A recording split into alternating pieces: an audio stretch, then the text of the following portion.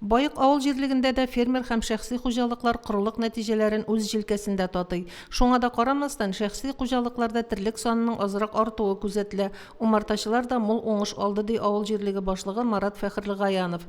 Җирлектәге 4 авылда 396 кеше яши. Быел пропискадан төшкән 8 кеше урынына 5 кеше кергән. Җирлектәге 11 кеше эшмәкәр, эш урыннары булдырып кына калмый, төрле чараларда игәнәчелек тә итә. Быел су куллану күпкә артты. Теләсәк тә, теләмәсәк тә суга түләү бәясен күтәрергә туры килә, ди авыл җирлеге башлыгы. Үзара салым акчасының 94% җыелган, әмма эшләрне башкару соңара. Төп сәбәп килешенгән оешмаларның җитешә алмавында. Секунда ремонт башланды. Самовложение акчасын инде үземдә җыештым, 240 меңгә эш башланды. Но без аңа сыешып бетәрмибез. Мин бүгенге секундә 100 меңлек спонсор таптым, бирсә инде. Һәм сездән дә 200 мең район бюджетыннан була алмас микән? Потому что ремонт башланды, тукталса нык тузаныш. Җирлегендә алдагы ел белән чагыштырганда шәхси хуҗалыкларда терлек саны арткан. Яз көне урам юлларына зур зыян килгән булган. Ленин урамындагы күперне халык көче белән ремонтлаганнар. Киров урамындагысын МОЗ оешмасы башкара. Җирлекне иң борчыган проблема су белән тәэмин итү трубаларның иске булуы, ди авыл җирлеге башлыгы Илнара Шакирянова.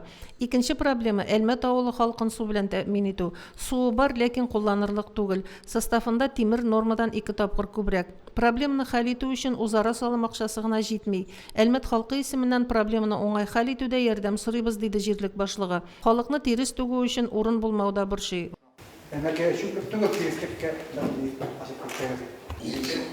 Тиреслеккә урын кирәк, шүклеккә түгел. Кемгә булын кирәк, аны җыелып, авылның якынында аны эшләргә кирәк. Ул бар ихатада күбрәк мал тоткан акчаны җыеп торган мин аны. Просто моны әйләндереп алып, менә ул җирлекнең хуҗасы булады. Әгәр аны хуҗасы булмаса, ул шүклек килә.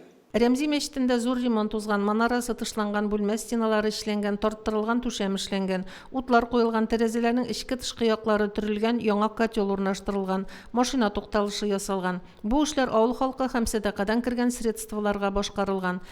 Илнара Шакирянова башкарылган эшләрне санап чыкты, шулай ук алда торганнарына да тукталды. Стадионга электр сузасы, Әмәкәйдә янгынга каршы гидрантлар, краннар һәм мәктәп янында задвижка, Әлмәттә 2 урынга кран куясы һәм башка мөһим эшләрне башкарасы бар. Мөнирә Арсланова, Динар Нуртдинов, Мөслим телевидениесе.